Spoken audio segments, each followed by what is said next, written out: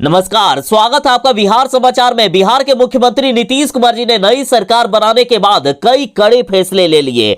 सबसे पहले तो बिहार में शराबबंदी कानून को खत्म किया जा सकता है। साथ ही बिहार में यह नियम लागू किया जा सकता है कि बिहार के हर एक नेता के, हर एक मंत्री के, हर एक सरकारी ऑफिसर के बच्चे अब सरकारी स्कूल में पढ़ेंगे। साथ ही नई सरकार के बनते ही सरकार ने कई लाख पदों पर सरकारी नौकरी देने का ऐलान कर दिया। साथ ही तेजस्वी यादव ने भी कई बड़ी घोषणाएं कर दी। तो आज के बिहार की बड़ी खबरों पर बात करेंगे। इससे पहले आपसे एक छोटी सी अनुरोध है, कृपया वीडियो को एक प्यारा सा लाइक अवश्य कर दीजिएगा। आपका लाइक करना ही हमारी मेहनत का फल होता है।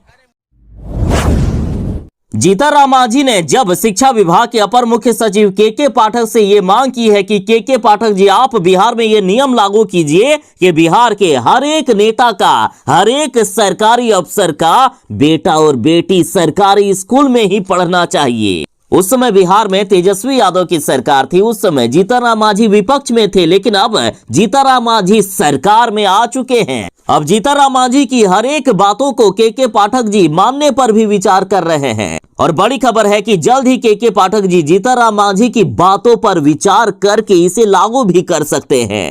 देखिए, बड़ी खबर है कि जीतनराम मांझी ने शिक्षा विभाग के अपर मुख्य सचिव के पाठक से कहा है कि के पाठक जी, आप ये नियम लागू करके ऐतिहासिक सुधार कर दीजिए। देखिए, जीतनराम मांझी जी क्या नियम लागू करवाने वाले हैं। जीतनराम मांझी ने कहा कि चाहे मुख्य सचिव का बच्चा हो, या चपरासी का बच्चा, या विधायक का बच्चा, या मंत्री का बच्चा, सरकार से वेतन उठाने वाले हर किसी का बच्चा सरकारी स्कूल में ही पढ़ेंगे। चाहे कोई भी सरकारी अफसर हो, कोई भी नेता हो, कोई भी विधायक हो, कोई भी मंत्री हो, जो भी सरकार से वेतन लेने का काम करते हैं, उनके बच्चे सरकारी स्कूल में पढ़ना चाहिए। और यदि ऐसा नहीं होगा तो उस अफसर को, उस मंत्री को उनके पद से ही हटा दिया जाए। जीतनराम मांझी ने कसम खा लिए हैं कि मैं इस नियम को अब लागू करके ही दम लूंगा। बिहार में हर साल शिक्षकों की बहाली की जाएगी। हर साल 50 से 60 हजार शिक्षकों की बहाली की जाएगी। और अब देखिए, बड़ी खबर है कि शिक्षा विभाग ने शिक्षक नियुक्ति के तीसरे चरण के लिए भी तैयारी शुरू कर दी है। सरकार ने जिलों से रिक्तियां भी मांग दिया है। जल्द ही बिहार में तीसरे चरण की शिक्षक बहाली होगी। देखिए, बिहार में पहले और दूसरे चरण को मिलाकर अब तक 2.5 लाख से भी ज्यादा सरकारी शिक्षकों की बहाली हो चुकी है। और अब तीसरे चरण की शिक्षक बहाली की जाएगी। और इस बहाली के लिए भी परीक्षा बीपीएससी के जरिए ही लिया जाएगा। और इस संदर्भ में रिक्तियां की जानकारी सभी जिलों के जिला शिक्षा पदाधिकारी से मांगी गई है। ये जानकारी प्राथमिक यानी कक्षा 1 से 5 के लिए, माध्यमिक यानी 9वीं से लेकर 10वीं, मध्य यानी 6ठी से लेकर 8वीं और उच्च माध्यमिक यानी 11वीं से लेकर 12वीं की अलग अलग मांगी गई है। और इस बार तीसरे चरण की शिक्षक बहाली में दूसरे चरण में रिक्त रह गए करीब 25,000 पदों को भी शामिल कर दिया जाएगा। और सुनिए, बीपीएससी ने प्रधान शिक्षक के 40,506 पदों के लिए बहाली के लिए तो नोटिफिकेशन भी निकाल दिया है। शिक्षक नियुक्ति की परीक्षा 24 अगस्त को होने वाली है। ये परीक्षा 24 अगस्त को होगी। वहीं इसका रिजल्ट 24 सितंबर को जारी कर दिया जाएगा। बिहार में शराबबंदी कानून अब खत्म होने वाली है। नीतीश कुमार जी से बात करके जीतनराम मांझी जी अब बिहार में शराबबंदी कानून को हमेशा हमेशा के लिए खत्म करवाने वाले हैं। देखिए, जीतनराम मांझी ने बोले थे कि बिहार में यदि एनडीए की सरकार बन गई ना, तो शराबबंदी कानून को ही हम सबसे पहले खत्म करने का काम करेंगे। और अब बिहार में एनडीए की सरकार बन गई है। जीतनराम मांझी जी अपने वादे के अनुसार अब बिहार में शराबबंदी कानून को खत्म कर सकते हैं। और जीतनराम मांझी जी लगातार इस पर मुख्यमंत्री नीतीश कुमार जी से भी बात करना शुरू कर दिए हैं। और इधर बड़ी खबर तो यह है कि मुख्यमंत्री नीतीश कुमार जी ने अब जीतनराम मांझी से कह दिया है कि जीतनराम मांझी जी, अब आपको सरकार के कामकाज को लेकर जो भी सलाह देनी है वह आप मुझे बेहिचक बताइए। आपकी हर एक सलाह का ख्याल किया जाएगा। तो जीतनराम मांझी जी हमेशा से यही चाहते हैं कि बिहार में शराबबंदी कानून को खत्म कर दिया जाए। और चूंकि जीतनराम मांझी के वादे के अनुसार अब एनडीए की सरकार बन गई है, तो शराबबंदी कानून बिहार में खत्म हो सकता है। बिहार के 9 शहरों में बीएसईबी कराएगा मेडिकल व इंजीनियरिंग की फ्री में तैयारी। इसके लिए 8 फरवरी तक आवेदन करने का मौका दिया गया है। देखिए, बिहार बोर्ड के 2024 के मैट्रिक एग्जाम में भाग लेने वाले छात्र छात्राओं के लिए बिहार विद्यालय परीक्षा समिति ने मेडिकल व इंजीनियरिंग की फ्री में तैयारी कराने के लिए सुनहरा अवसर प्रदान किया है। इसके लिए योग्य छात्र छात्राओं का चयन प्रवेश परीक्षा के आधार पर किया जाएगा, जिसके लिए ऑनलाइन आवेदन आमंत्रित किए गए हैं। छात्र मेडिकल व इंजीनियरिंग की तैयारी के लिए 8 फरवरी की रात 12 बजे तक ऑनलाइन आवेदन कर सकते हैं और इसके लिए 100 रुपया आवेदन शुल्क देना होगा। बिहार विद्यालय परीक्षा समिति की वेबसाइट coaching.biharboardonline.com पर जाकर आवेदन कर सकते हैं। वैसे आवेदन 26 जनवरी से ही लिया जा रहा है। 8 फरवरी तक आवेदन करने का लास्ट डेट है और प्रत्येक केंद्र पर 200 छात्र छात्राओं को तैयारी करवाई जाएगी। बता दें कि पटना, मुजफ्फरपुर, छपरा, दरभंगा, सहरसा, पूर्णिया, भागलपुर, मुंगेर व गया में बिहार विद्यालय परीक्षा समिति ने शिक्षण केंद्रों की व्यवस्था की है, अर्थात प्रवेश परीक्षा के आधार पर उक्त 9 शहरों में 100 छात्र व 100 छात्राएं मेडिकल और इंजीनियरिंग की तैयारी करेगी।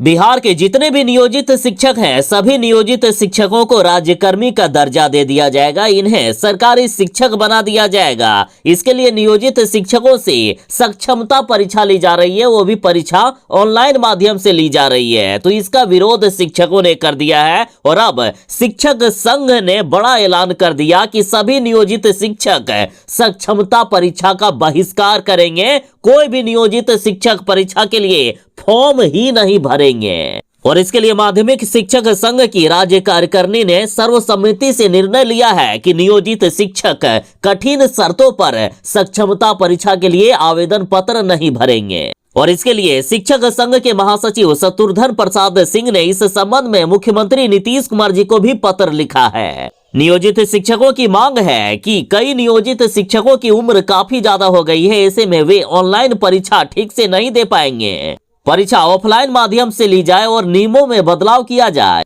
तो वहीं मुख्यमंत्री नीतीश कुमार जी को लिखे गए पत्र में शत्रुघ्न सिंह ने कहा है कि परीक्षा के लिए 3 जिले का विकल्प व अन्य विद्यालयों में पदस्थापन अथवा तबादला एवं बिहार विद्यालय परीक्षा समिति के द्वारा ऑनलाइन माध्यम से जो परीक्षा ली जा रही है, उन सारे कठिन शर्तों को हटा दिया जाए।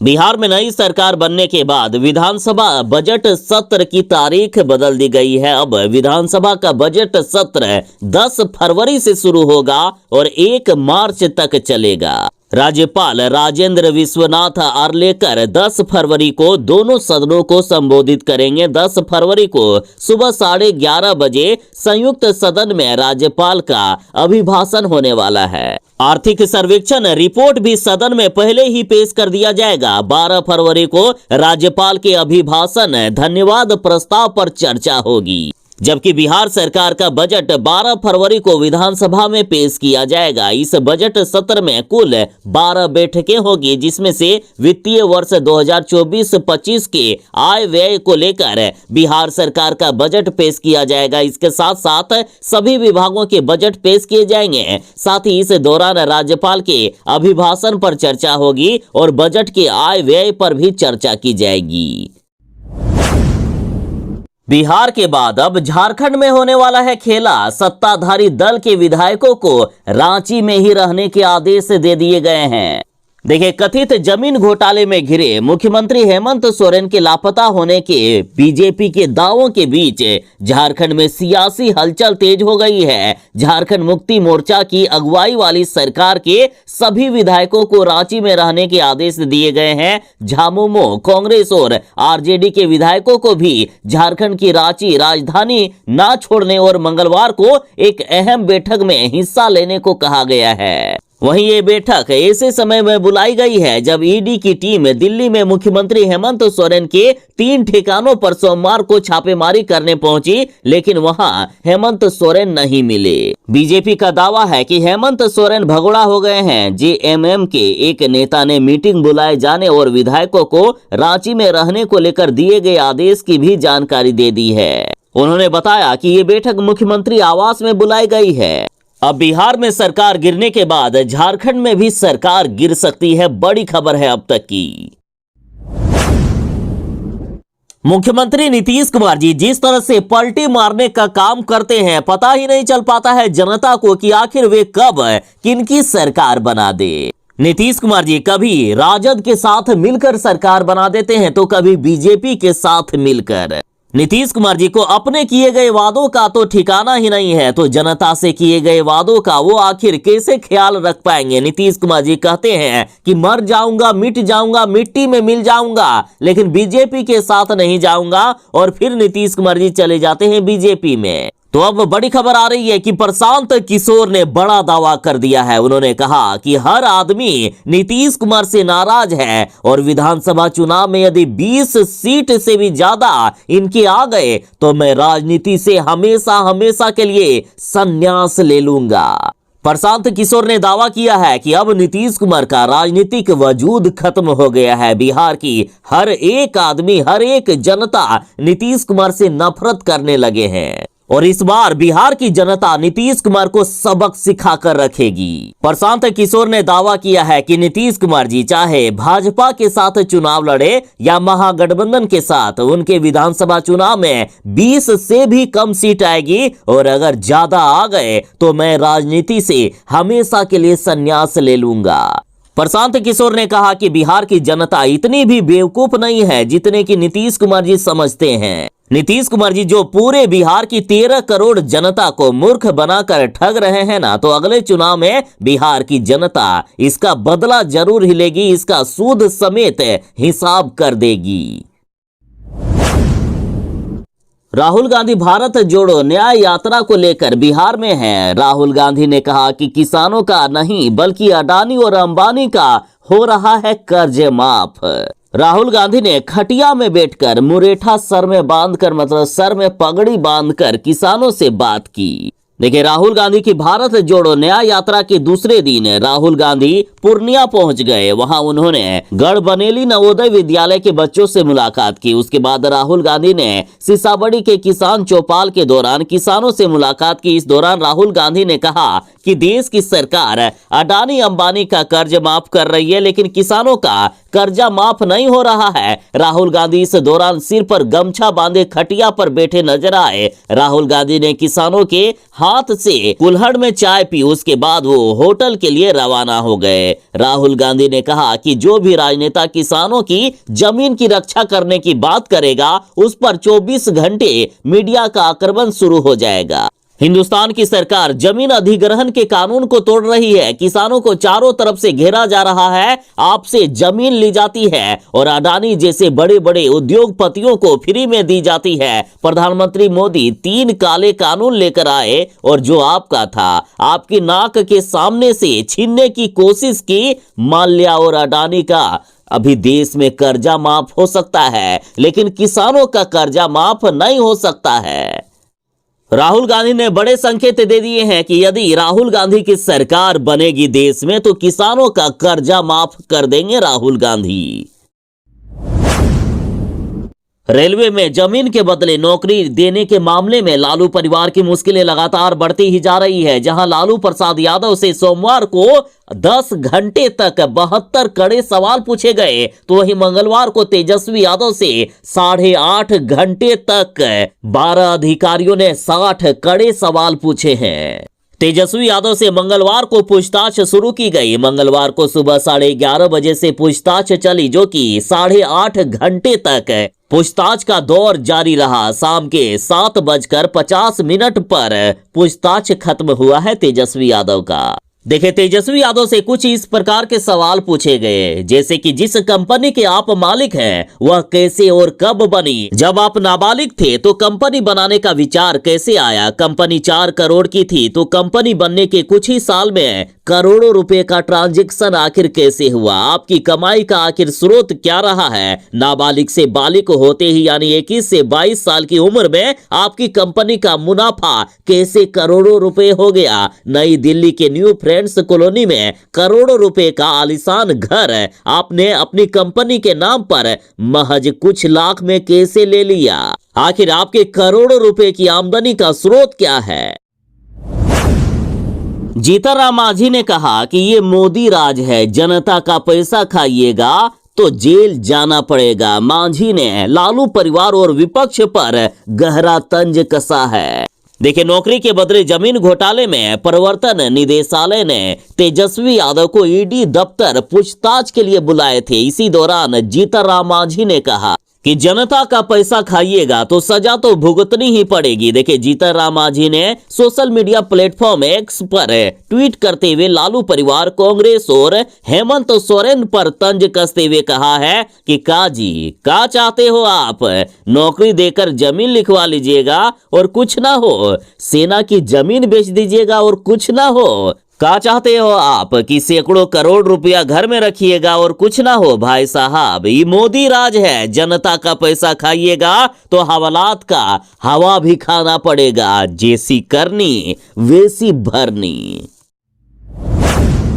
बिहार के नए उप मुख्यमंत्री बने सम्राट चौधरी ने लालू प्रसाद यादव पर तंज कसते हुए कहा कि जब वे सीएम थे तो चारा खा गए और रेल मंत्री थे तो बच्चों की नौकरी खा गए। देखिए, रेलवे में ग्रुप डी की नौकरी के बदले जमीन लेने के मामले में लालू परिवार की मुश्किलें काफी बढ़ गई है। ईडी ने अब शिकंजा कसना शुरू कर दिया है। सोमवार को लालू प्रसाद यादव से 10 घंटे तक पूछताछ किया गया और उसके बाद मंगलवार को डिप्टी सीएम तेजस्वी यादव से 8 घंटे तक पूछताछ किया गया। और इस पर सम्राट चौधरी ने कहा कि लालू प्रसाद यादव जब मुख्यमंत्री रहे तो चारा खा गए और जब रेल मंत्री बने तो बच्चों की नौकरी खा गए। पूरे बिहार में हजारों बच्चे हैं जिनकी जमीन लालू यादव और उनके परिवार ने लिखवाने का काम किया है। आप पटना के महुआ बाग में चले जाइए, जमीन भी दिख जाएगी। अब जब जमीन लिखवाने का काम किया है तो ईडी तो जांच करेगी ही, पूछताछ तो होगी ही और सजा भी मिलेगी।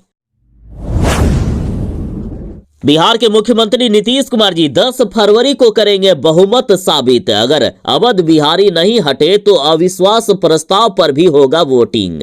देखिए, 10 फरवरी को सबसे पहले विधानसभा अध्यक्ष के खिलाफ अविश्वास प्रस्ताव लाया जाएगा। उन्हें पद से हटाने के बाद नीतीश सरकार सदन में विश्वास मत रखेगी। हालांकि ये केवल औपचारिकता होगी क्योंकि सदन में नीतीश कुमार को पूर्ण बहुमत प्राप्त हो गया है। उनके पास 128 विधायकों का समर्थन है, जबकि बहुमत के लिए 123 आंकड़े ही काफी थे। देखे, पहले विधानमंडल का सत्र 12 फरवरी से होने की चर्चा थी, लेकिन मौजूदा विधानसभा अध्यक्ष अवध बिहारी चौधरी के खिलाफ एनडीए ने 28 फरवरी को ही अविश्वास प्रस्ताव दिया है। ऐसे में नियमानुसार 14 दिन के बाद ही विधानमंडल का सत्र आहूत किया जा सकता है, इसलिए 10 फरवरी का दिन तय किया गया। बिहार में 1 फरवरी से बिहार इंटरमीडिएट की परीक्षा लिया जा रहा है। 1523 सेंटरों पर एग्जाम लिया जा रहा है। 1 फरवरी से लेकर 12 फरवरी तक इंटरमीडिएट की परीक्षा चलेगी और इसके लिए कई दिशा निर्देश जारी कर दिए गए। विद्यालय परीक्षा समिति के अध्यक्ष आनंद किशोर ने बताया है कि सभी परीक्षा केंद्रों पर धारा 144 लागू रहेगी और परीक्षा केंद्र पर केंद्राधीक्षक को छोड़कर कोई भी प्रतिनियुक्त कर्मी और पदाधिकारी मोबाइल फोन लेकर नहीं आएंगे। इसके अलावा सभी परीक्षा केंद्रों पर वीडियोग्राफर की भी व्यवस्था उपलब्ध होगी। उन्होंने निर्देशित किया है कि परीक्षा शुरू होने से 30 मिनट पहले परीक्षार्थी परीक्षा भवन में प्रवेश कर लें, अन्यथा उन्हें किसी भी कीमत पर परीक्षा भवन में प्रवेश नहीं करने दिया जाएगा। साथ ही सभी केंद्रों पर सीसीटीवी कैमरे की निगरानी से परीक्षा का आयोजन किया जाएगा।